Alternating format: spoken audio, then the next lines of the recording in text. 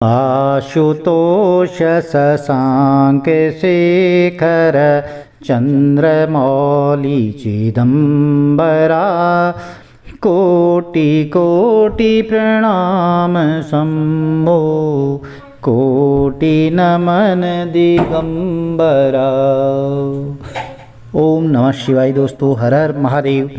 आज की वीडियो में श्रावण सोमवार व्रत कथा का श्रवण करने जा रहे हैं।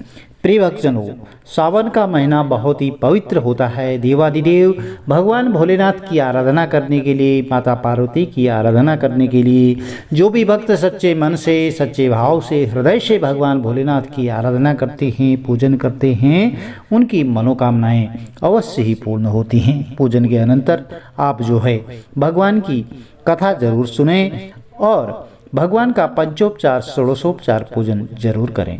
आप व्रत नहीं रख सकते हैं तो एक लोटा जल देवादिदेव महादेव के शिवलिंग पर जरूर समर्पित करें। आपकी मनोकामनाएं अवश्य ही पूर्ण होंगी।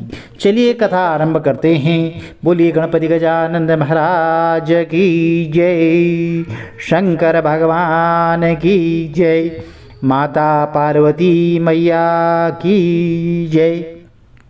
एक बहुत ही धनवान साहूकार था, जिसके घर धन आदि किसी प्रकार की कोई कमी नहीं होती थी, परंतु उसको एक दुख होता था, एक दुख सताता था कि उसके कोई संतान नहीं थी, पुत्र नहीं था।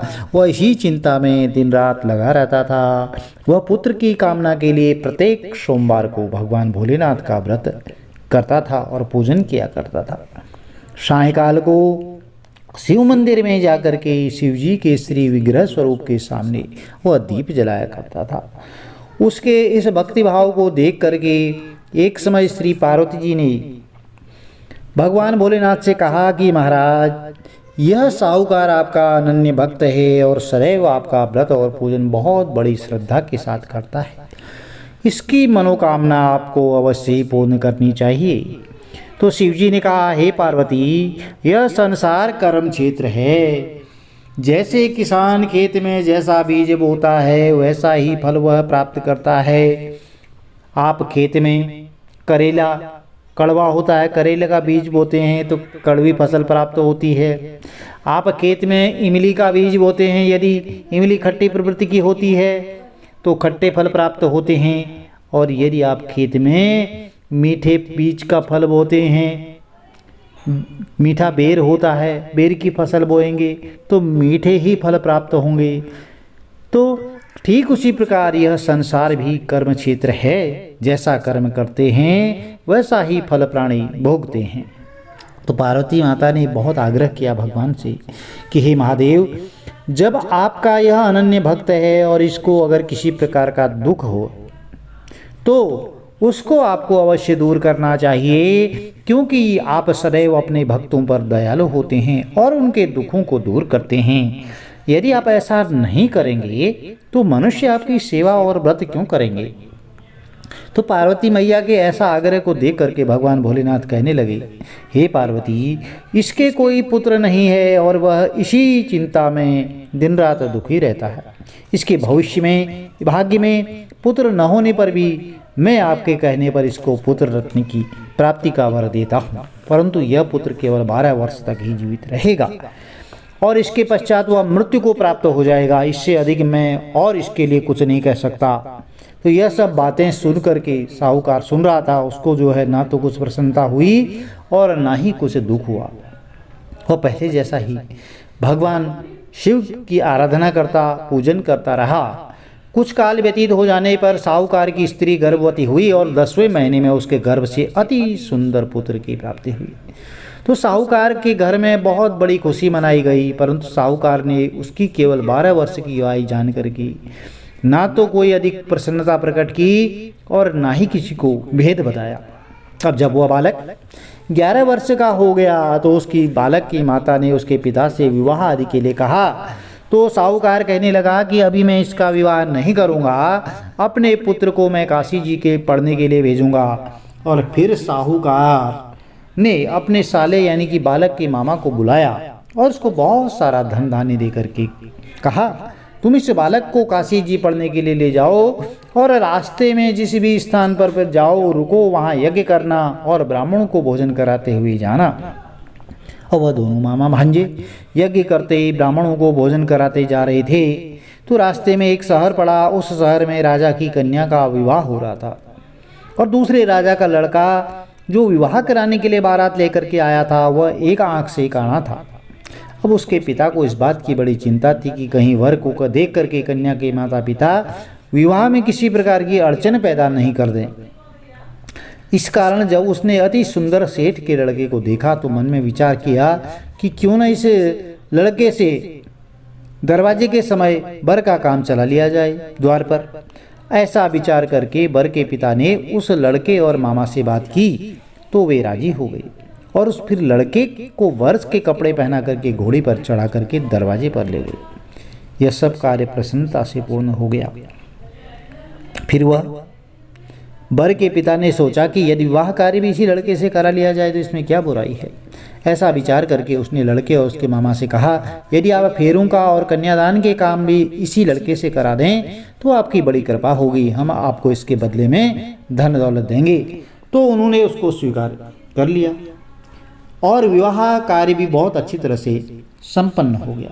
परंतु जिस लड़का जाने लगा तो उसने राजकुमारी की चुंदड़ी के पल्ले पर लिख दिया कि तुम्हारा विवाह तो मेरे साथ हुआ है, परंतु जिस राजकुमार के साथ तुमको भेजेंगे वह एक आंख से काना है और मैं काशी जी पढ़ने जा रहा हूँ।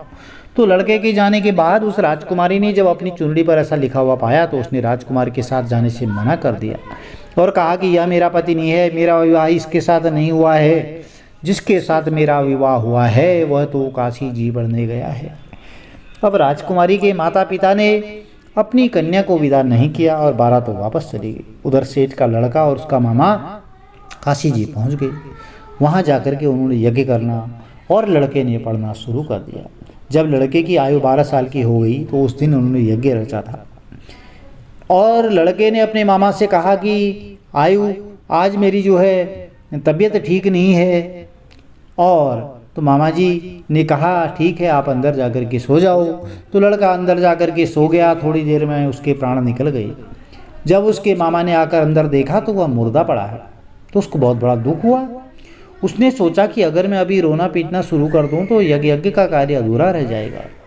इसलिए उसने जल्दी से यज्ञ का कार्य समाप्त करके ब्राह्मणों के जाने के बाद रोना धोना आरंभ कर दिया।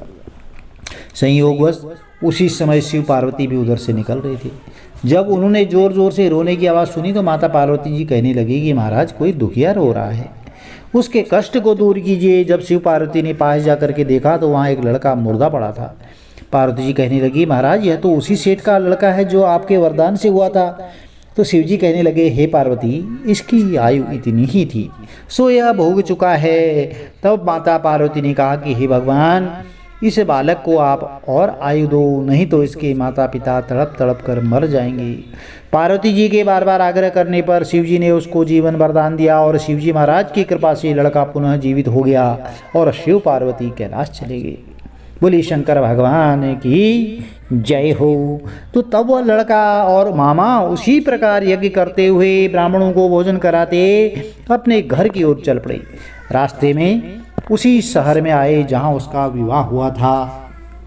वहां पर आकर के उन्होंने यज्ञ आरंभ कर दिया और उस लड़के के ससुर ने उसको पहचान लिया और उसने अपने महल में ले जाकर के उसकी बड़ी खातिरदारी की।